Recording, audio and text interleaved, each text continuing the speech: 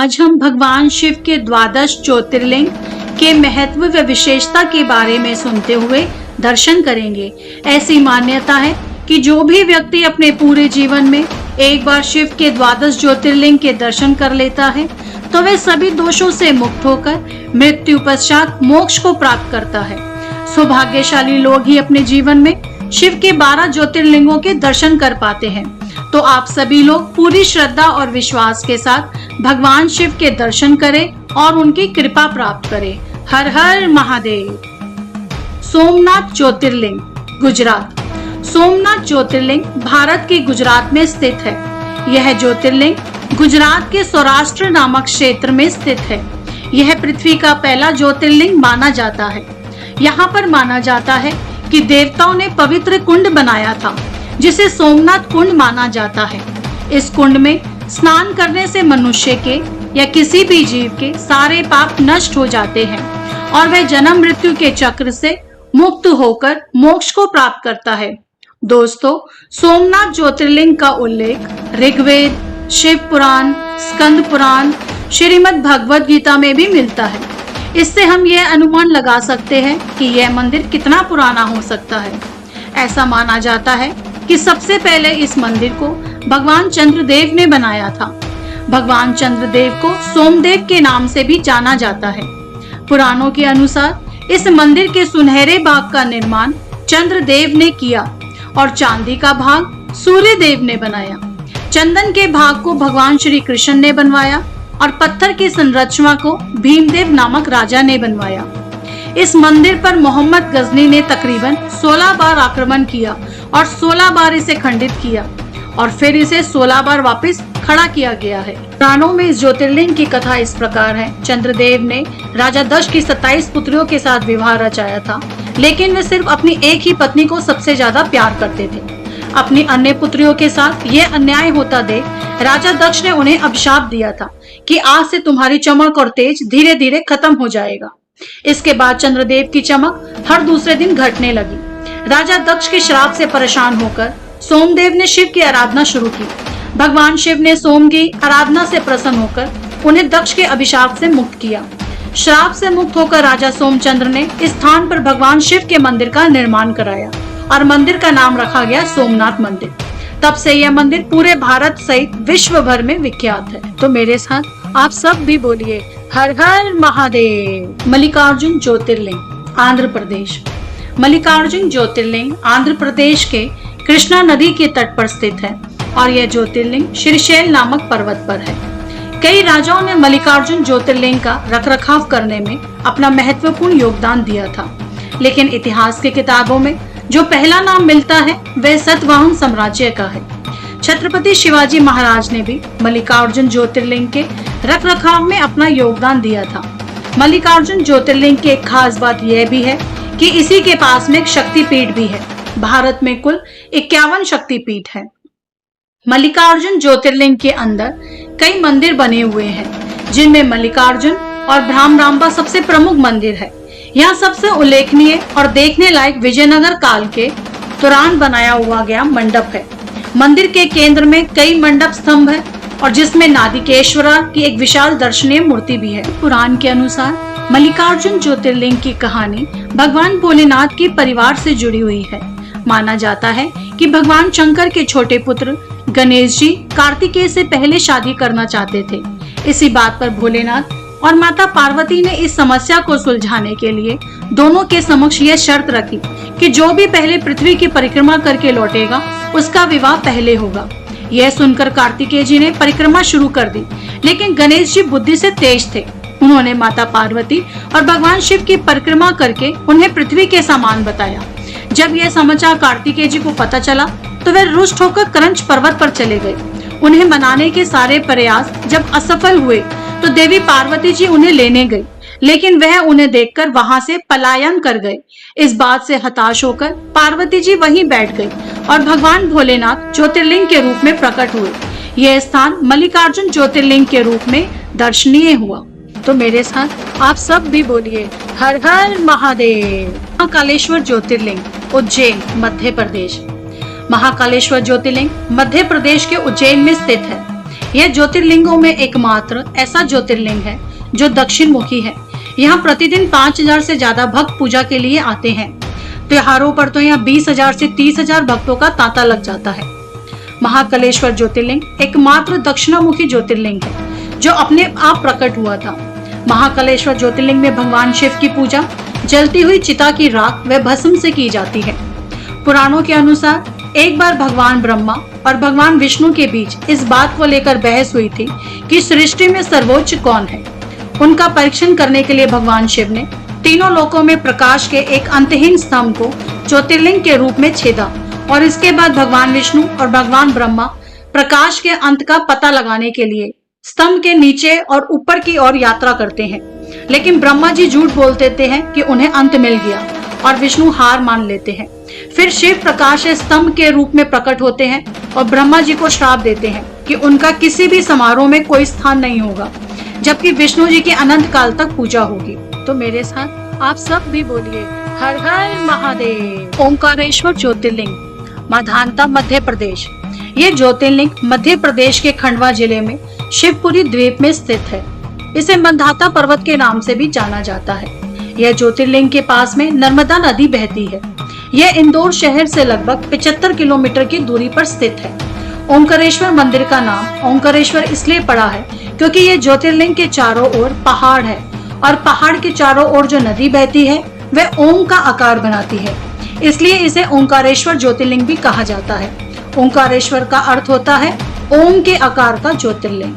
तो मेरे साथ आप सब भी बोलिए हर हर महादेव। केदारनाथ ज्योतिर्लिंग, उत्तराखंड। यह ज्योतिर्लिंग उत्तराखंड में स्थित है। मित्रों, केदारनाथ ज्योतिर्लिंग पूरे विश्व में सबसे अधिक लोकप्रिय ज्योतिर्लिंग है और यहाँ पर विश्व भर से लाखों लोग भगवान केदारनाथ के दर्शन के लिए आते हैं और इन लोगों में केवल हिंदू ही नहीं, क्रिश्चियन और यहूदी धर्म के लोग भी आते हैं। केदारनाथ ज्योतिर्लिंग समुद्र तल से तकरीबन 3584 मीटर ऊंचा है, अर्थात इतनी ऊंचाई पर स्थित है। उत्तराखंड में भगवान केदारनाथ का ज्योतिर्लिंग उत्तराखंड के 4 धाम यात्रा का एक धाम भी है। ऐसा भी माना जाता है कि केदारनाथ धाम की खोज पांडवों ने करी थी। वे अपने पापों से मुक्ति पाने के लिए केदारनाथ धाम पहुंचे थे और केदारनाथ मंदिर का निर्माण पांडवों ने ही सबसे पहले करवाया था। इसके बाद इसका पुनर्निर्माण आदि शंकराचार्य जी ने करवाया था। प्रतिवर्ष लाखों करोड़ों लोग 4 धाम की यात्रा के दौरान केदारनाथ मंदिर में आते हैं और भगवान शिव के इस ज्योतिर्लिंग का दर्शन करते हैं। भगवान शिव के ज्योतिर्लिंग का यह धाम अपनी प्राकृतिक सुंदरता के लिए जाना जाता है। बर्फ से ढके हुए केदारनाथ की शोभा अद्भुत है, जिसे देखने दुनिया भर के लोग भारत में आते हैं। तो मेरे साथ आप सब भी बोलिए हर हर महादेव। भीमाशंकर ज्योतिर्लिंग, पुणे, महाराष्ट्र। भीमाशंकर ज्योतिर्लिंग महाराष्ट्र में स्थित है। महाराष्ट्र के सम्हाद्री नामक पर्वत पर स्थित है। भीमाशंकर ज्योतिर्लिंग के बारे में आपको एक कथा बताते हैं जो रामायण काल से जुड़ी हुई है। जब भगवान राम ने कुंभकर्ण का वध कर दिया था, तब कुंभकर्ण की कर्कटी नामक पत्नी के पुत्र भीम को कर्कटी ने देवताओं से दूर रखने का निश्चय किया। जब भीम को पता चला कि देवताओं ने उसके पिता का वध कर दिया है, तो उसने बदला लेने के लिए ब्रह्मा जी की तपस्या करी और महान बलशाली होने का वरदान मांगा। इसी कारण उन्होंने कामरूपेक्ष नामक राजा को बंदी बनाकर काल कोठरी में डाल दिया, क्योंकि वे शिव जी के भक्त थे। भीम ने कहा कि तुम मेरी पूजा करो, लेकिन राजा ने ऐसा करने से मना कर दिया और भीम ने राजा को मारने की कोशिश करी। तभी भगवान शिव ने वहां प्रकट होकर भीम का वध कर दिया। तभी देवताओं ने भगवान शिव से प्रार्थना करी कि वे वही अपने ज्योतिर्लिंग के रूप में निवास करें। तब से इस ज्योतिर्लिंग का नाम भीमाशंकर ज्योतिर्लिंग पड़ गया। तो मेरे साथ आप सब भी बोलिए हर हर महादेव। भगवान काशी विश्वनाथ ज्योतिर्लिंग, वाराणसी, उत्तर प्रदेश। भगवान विश्वनाथ ज्योतिर्लिंग उत्तर प्रदेश के वाराणसी शहर में स्थित है। वाराणसी पूरे भारत की धार्मिक राजधानी मानी जाती है। विश्वनाथ ज्योतिर्लिंग को काशी विश्वनाथ भी कहा जाता है। यह मान्यता है कि जब पृथ्वी बनी थी, तब सूर्य की पहली किरण काशी पर ही गिरी थी। इस मंदिर को कई बार तोड़ने की कोशिश करी गई और इसके पास एक मंदिर था जिसे भी तोड़ने की कोशिश करी गई। वहां पर एक मस्जिद का निर्माण कराया गया और वही मस्जिद आज ज्ञानवापी मस्जिद के नाम से जानी जाती है। हर साल श्रावण मास में इस मंदिर में भक्तों की इतनी भीड़ लगती है कि उनकी गणना करना भी संभव नहीं है। काशी के निवासी बाबा विश्वनाथ ज्योतिर्लिंग आज पूरी दुनिया के आकर्षण का केंद्र है। रोजाना हजारों लाखों पर्यटक इस मंदिर में भगवान शिव के ज्योतिर्लिंग का दर्शन करने आते हैं। खासकर भारत के दक्षिण क्षेत्रों से वर्ष भर भगवान शिव के भक्त काशी विश्वनाथ मंदिर की यात्रा करते हैं और भगवान शिव के ज्योतिर्लिंग का दर्शन करते हैं। रोजाना विदेशों से भी बहुत से लोग काशी विश्वनाथ मंदिर और यहाँ के घाटों की भव्य शोभा देखने आते हैं। दशाश्वमेध घाट के किनारे बसा हुआ यह मंदिर और इसका भव्य नजारा किसी स्वर्ग से कम नहीं है। तो मेरे साथ आप सब भी बोलिए हर हर महादेव। त्र्यंबकेश्वर ज्योतिर्लिंग, नासिक, महाराष्ट्र। मित्रों, त्र्यंबकेश्वर ज्योतिर्लिंग महाराष्ट्र में स्थित है और यह महाराष्ट्र के भी नासिक जिले में स्थित है। त्र्यंबकेश्वर ज्योतिर्लिंग ब्रह्मगिरी नामक एक पर्वत पर स्थित है। यहाँ से गोदावरी नदी शुरू होती है। त्र्यंबकेश्वर ज्योतिर्लिंग त्र्यंबकेश्वर नाम इसलिए भी जाना जाता है क्योंकि यहाँ पर 3 छोटे छोटे लिंग हैं, जिन्हें ब्रह्मा, विष्णु और शिव के प्रतीक भी माना जाता है। यह मंदिर महाराष्ट्र के नासिक शहर से दूर गौतमी नदी के तट पर है। पुराणों के अनुसार एक बार त्र्यंबकेश्वर में अकाल पड़ा जो 24 सालों तक रहा। इसके चलते लोग भूख से मरने लगे। हालांकि बारिश के देवता वरुण ऋषि गौतम से प्रसन्न थे और इसलिए त्र्यंबकेश्वर में सिर्फ उन्हीं के आश्रम में ही रोजाना बारिश करवाते थे। अकाल के कारण ऋषियों ने उनके आश्रम में शरण ली। ऋषियों के आशीर्वाद से गौतम की श्रेष्ठता बढ़ने लगी, जबकि भगवान इंद्र की प्रसिद्धि कम होने लगी। परिणाम स्वरूप इंद्र ने अकाल खत्म करके पूरे गांव में वर्षा करा दिया। फिर भी गौतम ने ऋषियों को भोजन कराना जारी रखा और अपनी श्रेष्ठता बढ़ाते रहे। एक बार एक गाय उनके खेत में आई और फसल पर चरने लगी। इससे गौतम नाराज हो गए और उन्होंने दरभा को गाय के ऊपर फेंक दिया, जिसके कारण गाय मर गई। वास्तव में वह गाय देवी पार्वती की सहेली जया थी।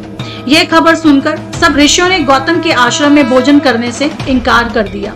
गौतम को अपनी मूर्खता का एहसास हुआ और उन्होंने ऋषियों से प्रायश्चित करने का तरीका पूछा। तब ऋषियों ने उन्हें गंगा में स्नान करने की सलाह दी। गौतम ने ब्रह्मगिरी के शिखर पर जाकर भगवान शिव से प्रार्थना की कि वे उन्हें गंगा प्रदान करें। उनकी भक्ति से प्रसन्न होकर भगवान ने गंगा नदी को पृथ्वी पर नीचे आने का आदेश दिया। ब्रह्मगिरी पहाड़ी से बहने वाली नदी को गौतम ऋषि ने इसे कुंड में भी फंसा दिया, जिससे कुशावर्त कहा जाता है। तब ऋषि ने भगवान शिव से वहां निवास करने का अनुरोध किया। उनके अनुरोध को स्वीकार करते हुए प्रभु वहां रहने के लिए लिंग में बदल गए। तो मेरे साथ आप सब भी बोलिए हर हर महादेव। बैद्यनाथ ज्योतिर्लिंग, देवघर, झारखंड। बैद्यनाथ ज्योतिर्लिंग झारखंड राज्य के संथाल परगना के पास स्थित है। शिव पुराण में हुए वर्णन के अनुसार इसे भगवान शिव की चिता भूमि कहा जाता है। भगवान बैद्यनाथ ज्योतिर्लिंग को रावण की भक्ति का प्रतीक भी माना जाता है और यह ज्योतिर्लिंग अपने भक्तों की कामनाओं को पूरा करने और उन्हें रोग मुक्त बनाने के लिए प्रसिद्ध है। कहा जाता है कि एक बार रावण भगवान शिव का ज्योतिर्लिंग लेकर इसी मार्ग से जा रहा था, लेकिन रास्ते में ही उसे लघु शंका लग गई, जिसके कारण उसने वह शिवलिंग एक ग्वाले के हाथ में थमा दिया, जिसमें भारी भरकम भार से थककर उस शिवलिंग को वही जमीन पर रख दिया और भगवान शिव वहां स्थापित हो गए।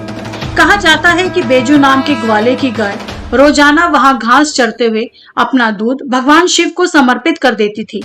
उसी ग्वाले के नाम पर यहाँ स्थित भगवान शिव के ज्योतिर्लिंग का नाम बैजनाथ धाम पड़ा।